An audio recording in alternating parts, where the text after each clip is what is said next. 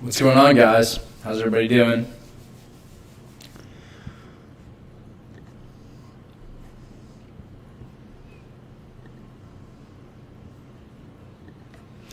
If you guys can just let me know that you can hear me okay in the live chat, that would be awesome. I really appreciate it.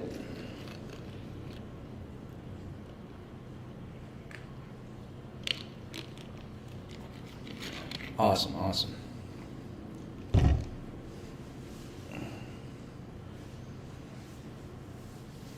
It is the Yeti microphone. It's pretty sweet.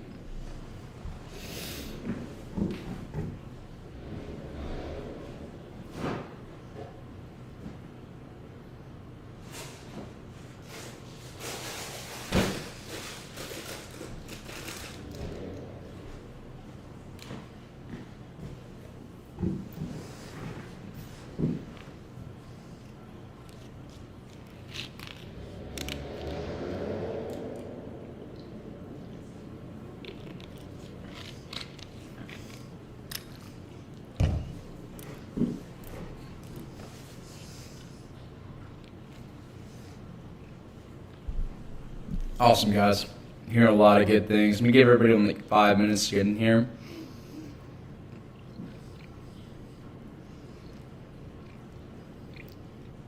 And then we can go over everything.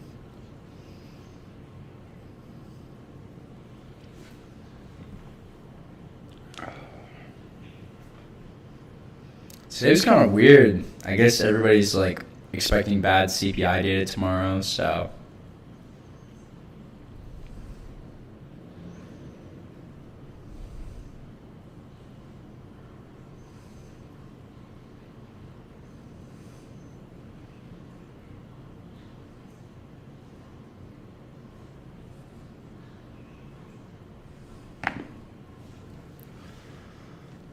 Alright, guys, so what I'm going to do is go over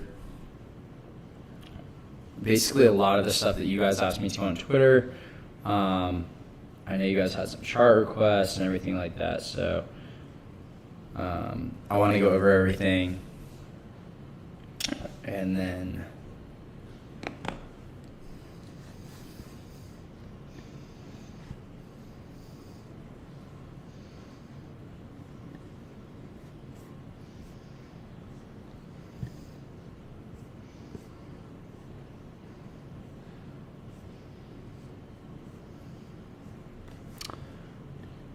yeah, so let me go over, I know a lot of people want me to go over QS. I know that's the new swing today, so I will do that.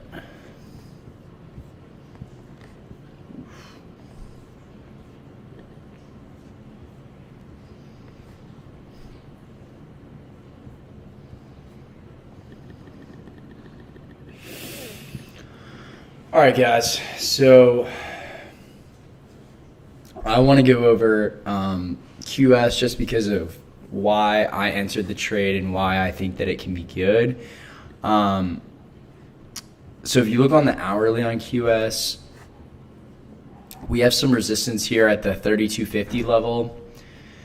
But what I was really paying attention to is the daily. I believe the daily was set up really similar to SoFi. Give me 1 second, guys.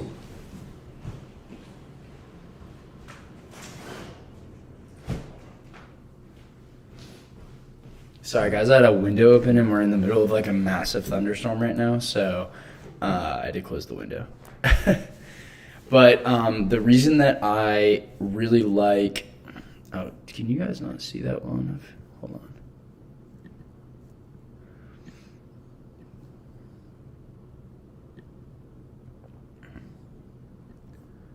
There we go, that's better.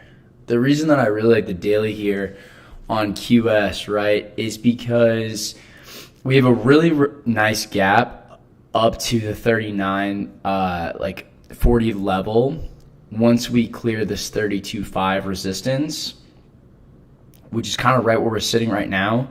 The daily candle yesterday closed over that like 31 level resistance. So I kind of honestly figured that we would fill that gap up to the 39 level, and not to mention it's a heavily shorted EV name, and those have been hot. I know a lot of people are expecting CPI data to be worse than expected. So for me, I think that usually it's the opposite of what everybody thinks is going to happen.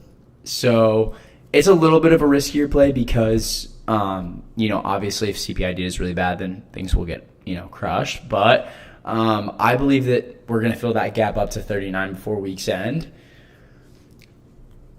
primarily because the theme of the sector has been hot. I really thought that Fisker would run harder today, which I thought would kind of be the catalyst for it. And if we look at the daily on Fisker, right, we have this really, really nice gap up on the daily,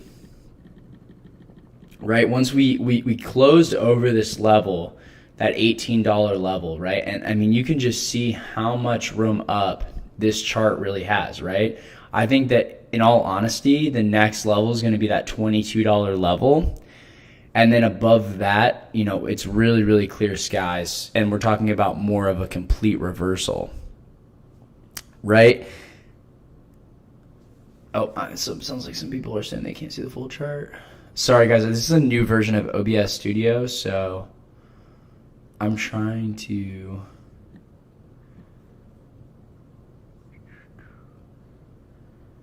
adjust it. All right, guys, let me know if that is better.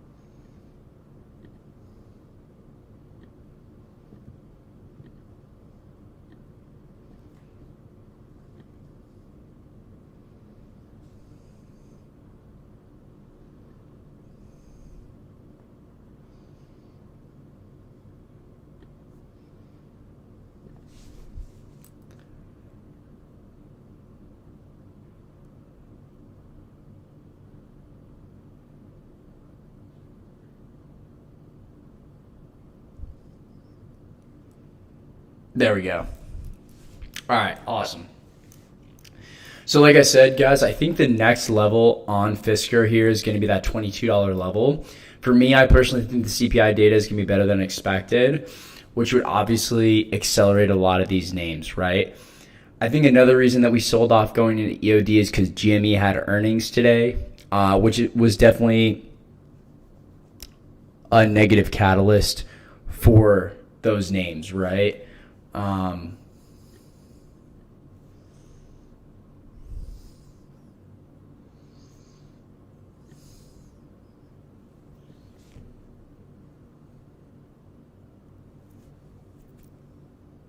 Is that better?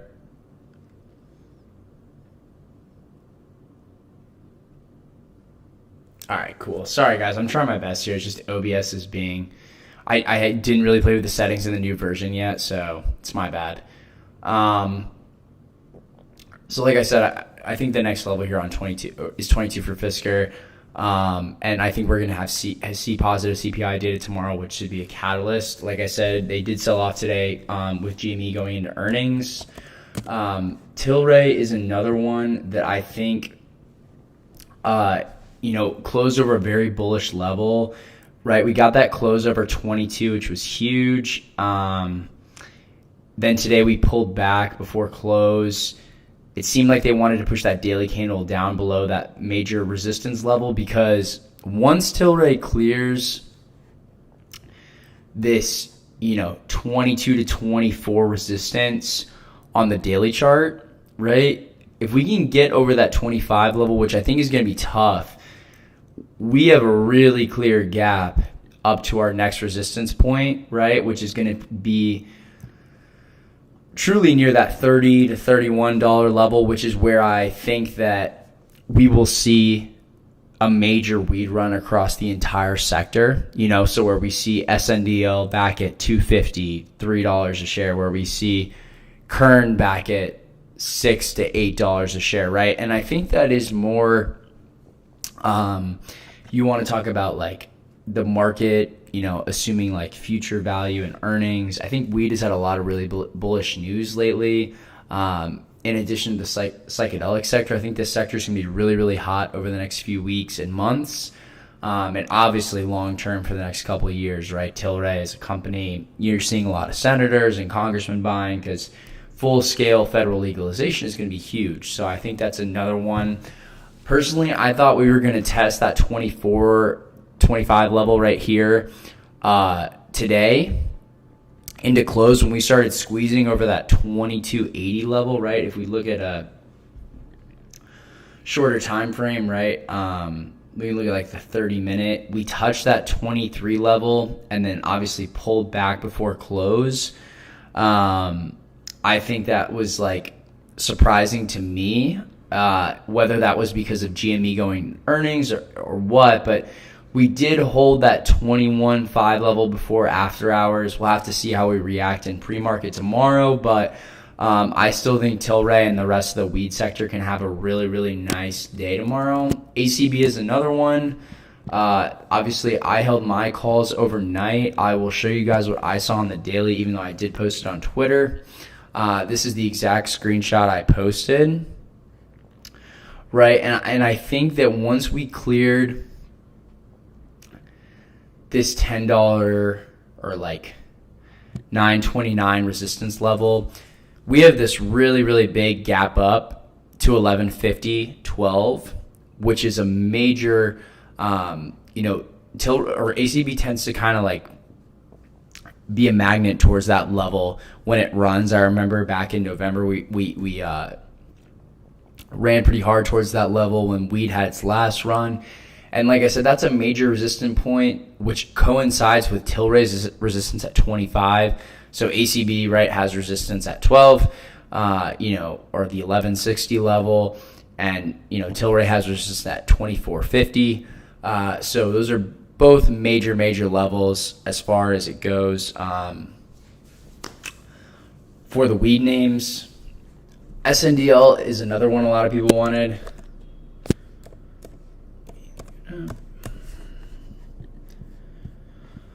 So SNDL, right, this is the internet hype that you see on the daily chart, right, where we're touching these $4 or $5 levels, which is absolutely insane.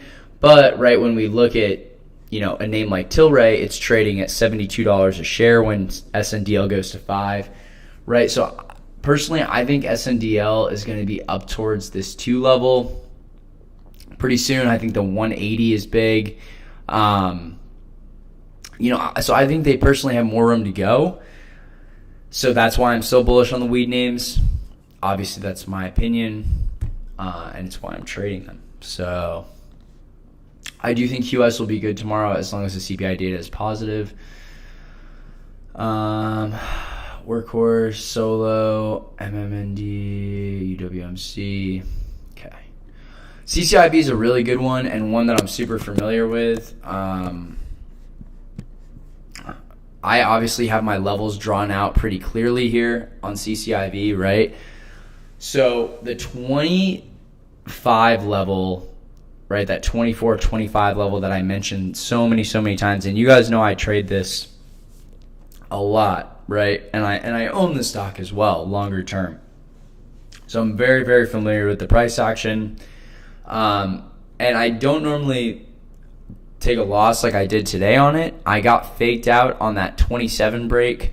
It went to 27.30, rejected hard, and then we got the shove, which you can see on the 30-minute chart, right? So, after open, we gap up.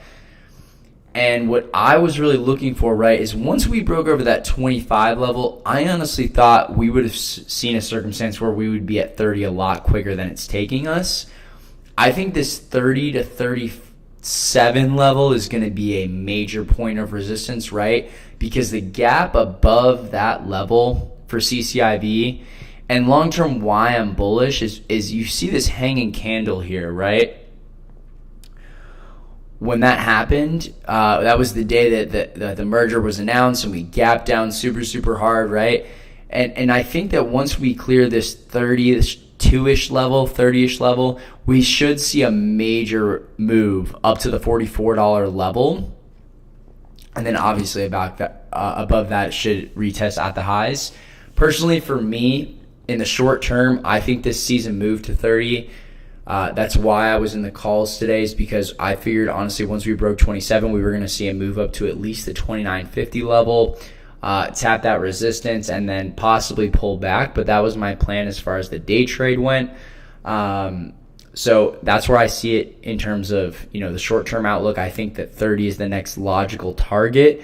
If we pull back and lose that $24.50 level support, I think we could pull back to the $20 level, which obviously wouldn't be good for the health of the stock in terms of, a short-term bullish move. So that 24 level is going to be huge, but the 30 level is key for a move even higher. So let me look at Workhorse. I know a lot of people want that one. So Workhorse, I kind of have the levels memorized. But this $18 level is massive, or it's like really 19. It's like 1870. Yeah, the 1875 level is massive.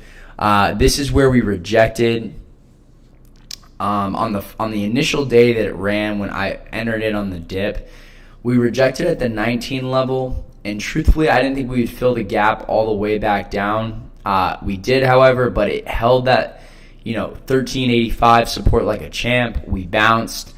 And now I think we're getting ready for a move back up, but that's going to depend on the sentiment of the market, guys. You have to remember that the reason that this stock is moving in the first place, right, is because of names like AMC and Clove and right, all these heavily shorted names that are ripping so hard, right?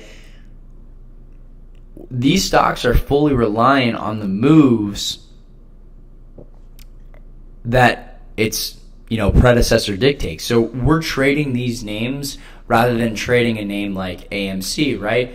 Because you look at the AMC chart and a lot of people are like, well, why don't you trade AMC? And truthfully, guys, it's because one, you got to look at a chart like this and be like, I just don't want to put myself in a position to be in circuit halt up or circuit halt down.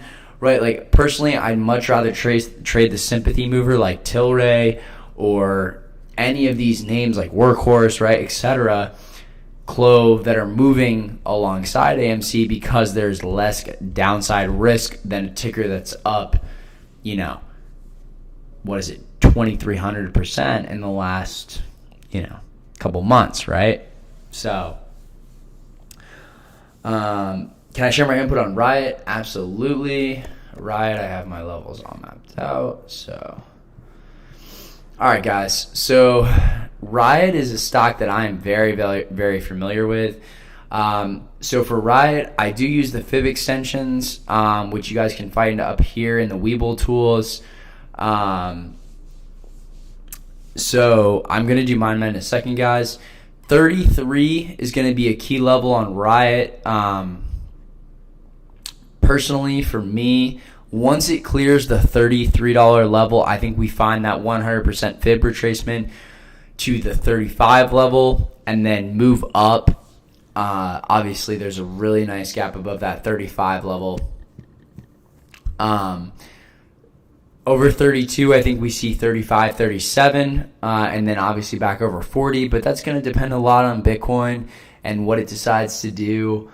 Like I said, it's unfortunate, but Riot does run with the speculative plays. So even if Bitcoin's not doing fantastic, it still had a lot of ground to make up after we dropped back down to, 22, I believe, during that last mini correction we had. So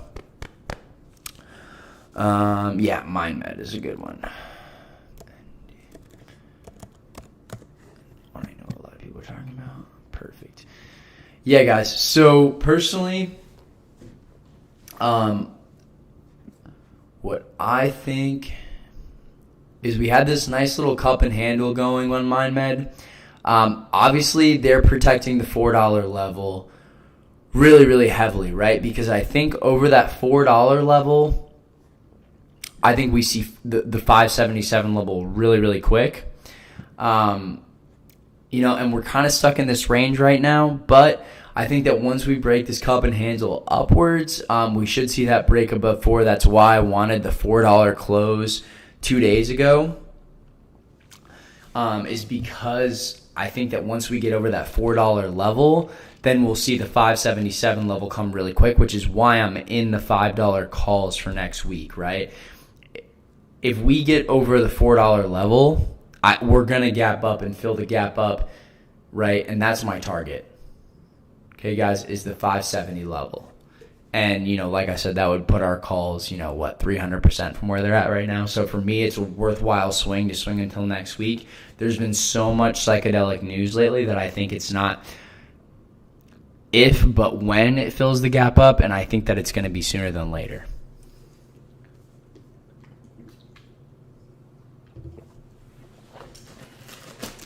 Sorry, guys, I got to drink some water. Insight and price target on BBIG. Let's take a look.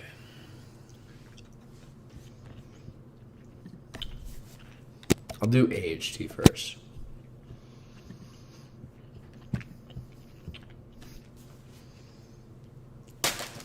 All right, guys. So let's talk about AHT. Probably look at the weekly for this one. First, obviously, we have a long way up, right?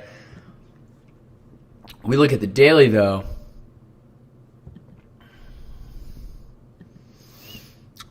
Right.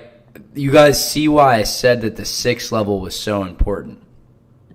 Okay, and when we originally broke, I said for the longest time that once this stock got above $5, right, once we broke this 440 resistance here, that it was going to see a major move up, right? And the reason being is because that was such a major historical resistance point that usually these tickers find their way up, right? And if we look back, we zoom out a little bit, and this one, it's hard because it's been in this range for so long, right? Like you have to go back to, the weekly chart really to see where your next price target's going to be, right? And realistically, I think the 870, 10 level is in sight.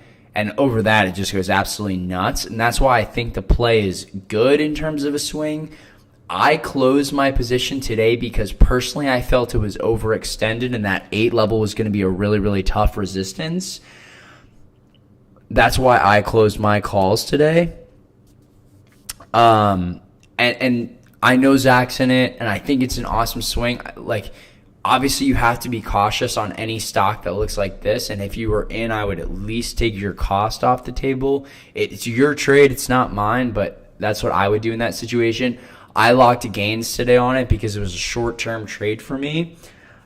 I'm not saying it can't be an amazing mover. I'm not saying that it won't be the next AMC. I'm not saying that the weekly chart doesn't look absolutely nuts in terms of a gap fill up to 20. And usually Zach is so good at what he does that these tickers find a way to do that. So I'm not going to bet against it. Personally, I just wanted to lock gains on it today.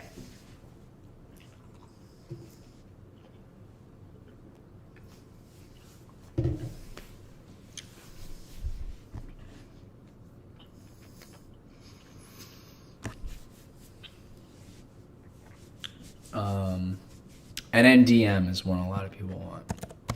Guys, this ticker's really crowded.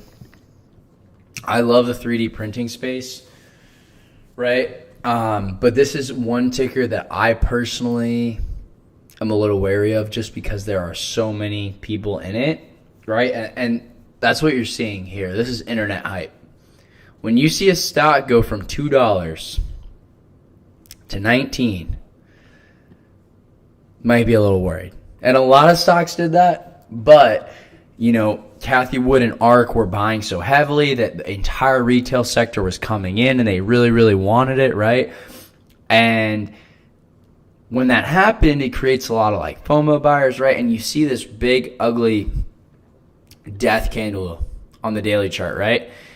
I think this 8 to 10 level is going to be an extremely tough resistance, right? I think that you're going to have to clear this 915 level over 830 first. Then you're going to have to clear the 915 level, and then it's got a lot of room up.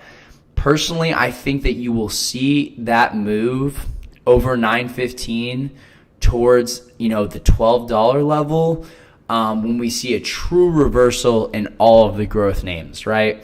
So you have to think about Tesla and all the other names that dictate the growth market. These names have to reverse and start moving up to highs, right? Like Tesla, for example, right? We're still down almost 40% from our highs of 900, I think. Back in December, right? And I think we're seeing some bullish consolidation on Tesla right now, right? We've been holding, this trend line for a very, very long time. To me, obviously, it has to hold this level here. It's got to hold the 550 level, which it's been holding, right? The 547 level is actually just insanely strong support. Every single time it hits 547, we bounce at least $30 to $40 a share. So for me, I want to see Tesla over 680. That's the move for me. So once we see that type of move, I think we see a lot of other names also reverse, right? DDD is another one with just a massive gap up, right? You look at the just a crazy.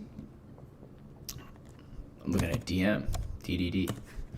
DM's another one, 34. But, right? So DDD has a massive gap. I think we may come down and retest that 28 support again and then go back to 56. But I think this ticker is on its way up in a fast way, right? I think this is going to be a quick move. They have a lot of revenue. They're a really solid company, something I own in my Roth IRA currently. So I really do like the chart on this one. I think it's got a massive gap up to fill. Guys, I exited skills today as far as like a short-term trade.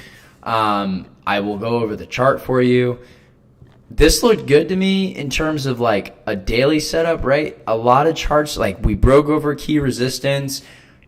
In my opinion, this is very similar to FSR in terms of the gap up that it has, right? I think that the next level is what I had targeted today, which was in the money, $28 calls.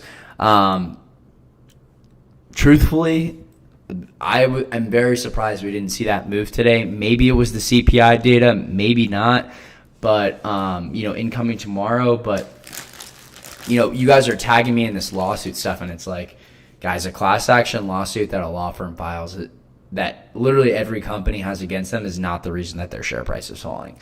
Growth might have slowed down, but how did I find the SoFi call? I will go over that.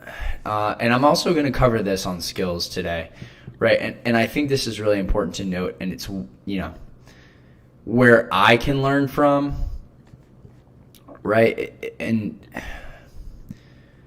so with skills this morning, right, we gapped up off the open, right? And we tested that 2460 level. And then as the day went on, we came up here, touched that 2488 level, right? Which I thought we might see a little resistance at the psychological level of 25, but that resistance turned out to be huge, right? And we saw this double top on the 5-minute, which is where I should have exited my position, right? I should have exited my position when we double topped at 25. We were consolidating here. I thought we were going to bull fag and break up. That's when SPY took a dump, right? We break below VWAP, retest that 23 support, right? And we were just kind of trading in a range today. That's why I said everything was pretty choppy. But to learn from my mistake, right? And is we caught skills off open, right? So we bought on this first 5-minute candle. We moved up, right? We were up, 40 to 50% on our calls. And that's where I should have scaled out, is when we rejected that $25 level off that bull flag, what I thought was a bull flag at the time, right? And then we just saw 3 red candles in a row, broke below VWAP. That should have been my stop. So that's just a trade that you can learn from. I was really busy. One problem with having overnights is I'm trying to scale out of Wish, SoFi, right? Like all the names that I was in overnight, and the market's absolutely nuts and everything's ripping off open. And I'm still trying to find a good intraday setup. And, I'm doing that here, but I'm also trying to scale out of this trade. So lesson behind this one, guys, is just focus on what you're good at. Don't be in too many things at once, and make sure that a trade is receiving at the very least 80% of your attention at the time, if not 100%, because stuff like that happens. So that was just a straight mess up on my part. All right, so I'm going to go over, let's see, I know there was a bunch of other ones. BBIG is another one. Everybody wants it. I will go over it, guys. BBIG. You guys are killing it. There's 217 people in here. That's awesome. I hope all of you are having an amazing week. You guys are the absolute best. I love and appreciate the support very, very much to you guys.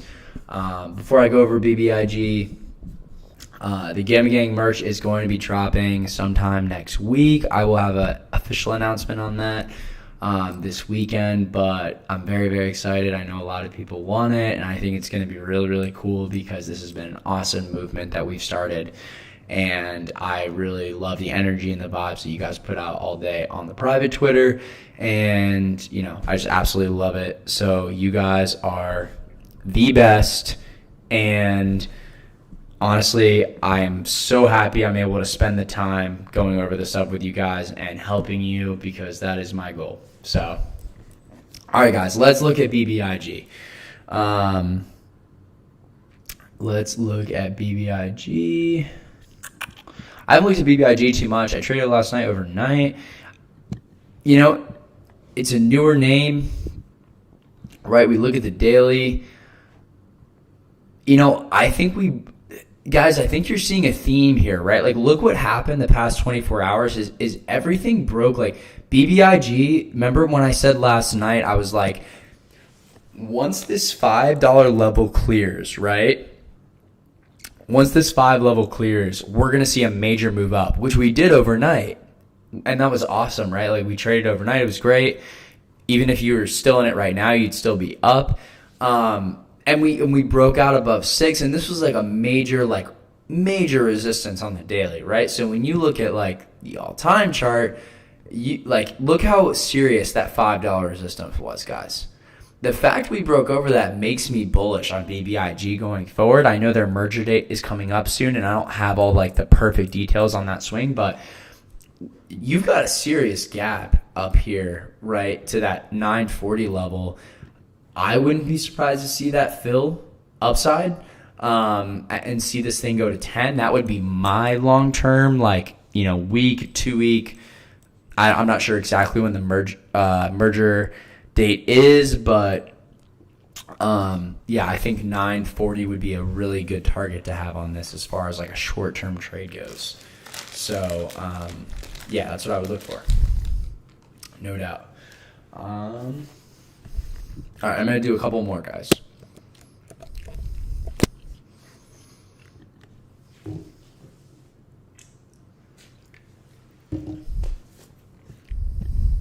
Sorry, guys, I'm like absolutely starving. It's like really hard to do like the private Twitter, tweet, and like do all the like regular life stuff I have to do in a day, and like make sure that I'm actually eating. So I have a nice bag of Sour Patch Kids behind me. Super, super nutritious. It's got to keep your body A+. All right, guys. So VTNR, right? I cannot tell you how frustrating this ticker has been for me. Not only did did I lose like $3,000? Obviously, I haven't lost yet because I haven't sold my puts. But when this offering drops, we are going to see a move down the backside of the move always comes 10 times faster. I mean, look at this. We are up still 800% almost from previous levels, right? Like, we are going to see a move down. I will be surprised if the offer is over 5. I think that we gap down. Truthfully, I think we test the 390 level. Could go lower if they offer at 4. But you're talking about $500 million, right? $500 million in dilution, guys, which is not a small thing, right? You're talking about a name that is up from $1.70, right? Like, is the news good enough that it should be up 700%? Maybe in a couple of years when the revenue starts. That revenue deal is for 2023. And it's $500 million with a B dollars in dilution. This isn't a $10 million offering. This is $500 million that is going to be diluted into those shares. I'm very surprised it hasn't been completed yet. I'm not sure what they're waiting for. They probably should have offered the day it went to 11, but they didn't. So now, honestly, I think that the price action to me looks like something is about to happen, right? On a shorter time frame, right? We're in a pretty serious downtrend. We need to break under, on the hourly. We need to break under the 720 level has been a pretty strong support, right? Like, you're looking at the hourly. I think once we make a move under the 733 level, I mean, I'm going to draw the next support line, in my opinion, is 570. And below that, like I said, if the offering is at 5, I believe that we revisit the $4 level. So, a 5p for 08, that's a good price. Yeah, and the volume is tailing away, and that's why you're just seeing this like slow and steady downtrend, and the volume is decreasing. And like I said, eventually they're going to drop that offering, and we are going to find our way down. So hopefully that happens for next week. Personally, I think it will. I've stayed in it with you guys. I've been staring at it for 3 weeks. I'm ready to not be staring at it. And it would be amazing to see that go green. And yeah, I mean, that's been I totally own that play. I totally got trapped on the offering. Normally, guys, in penny stock land, when a $1 stock goes to $6 overnight, normally when they have a $500 million shelf out, they drop the offering. I would still say that trade would work 9 out of 10 times. This is the one time it didn't. I take full responsibility for that.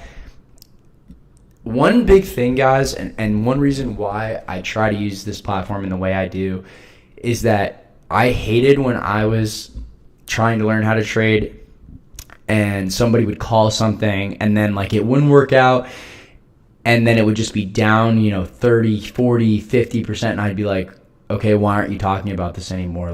Did the trade just go away? And it would make me mad, and I had respect and love for those guys, but it would just piss me off to no end that they would just never talk about it. So when I did this, I made a promise that I was gonna, to myself, that I was gonna own these things, right? If I took a call or suggested a trade, that I would own it, and I wasn't gonna hide behind losers. So that's what I'm doing. This was a losing trade for me. I'm still in it because I still think it has a viable path to being profitable, but I'm not gonna just hide behind it and be like, oh, I'm not talking about VTNR because it was a loser. It was a loser. I still think it has a viable path to profitability. That's why I'm still in the trade. So I just wanted to say that I try to be as upfront and transparent with you guys as possible. I try to always acknowledge the trades that I said I'm going to swing and be in them. Even if it means being down 80% or whatever, right? I'm going to stick it out, and that's just my plan. So I still think it can have a major move down. I've drawn out the levels for you guys, and I'm seeing a lot of people say that you love the transparency, and that's why you guys respect me and stuff like that. And that was my whole goal, guys, is just to be as straight up as possible and to do the things that I had always noticed the other guys that are in probably even more powerful positions than I am in right now with more of a platform, right? And I know that I'm gaining all these new followers and all this stuff like that. But for me, it doesn't change the fact that I want to be different than the mantra that fits the Fintuit world, which is just hiding behind the losers, only talking about the winners, right? And yeah, I post gains because we hit a lot of winners, right? Like you hit a trade like SoFi and people are going to notice. So, I appreciate the support, guys, and you guys are the best. You guys are like family to me. When I see people quitting their jobs and paying off medical bills and all that type of stuff, guys, it seriously makes me so happy. And that's the entire reason why I started this whole thing, and I can't tell you guys enough how excited it makes me. So I really appreciate the support. I'm really happy you guys tuned in tonight. I'm going to try to make this a little bit more organized next time. I will go over even more tickers. I'll also make it a little longer, but truthfully, guys, I'm pretty tired. And I do have a special announcement coming tomorrow now, so I'm trying to coordinate all that stuff. But you guys are the absolute best. I cannot thank you enough. If you have an additional chart request, DM me.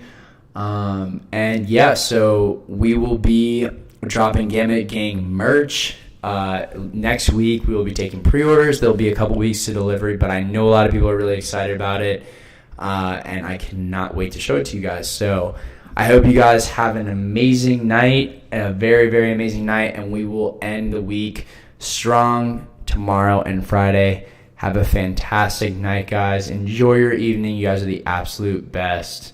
Take it easy, guys. Have a good one.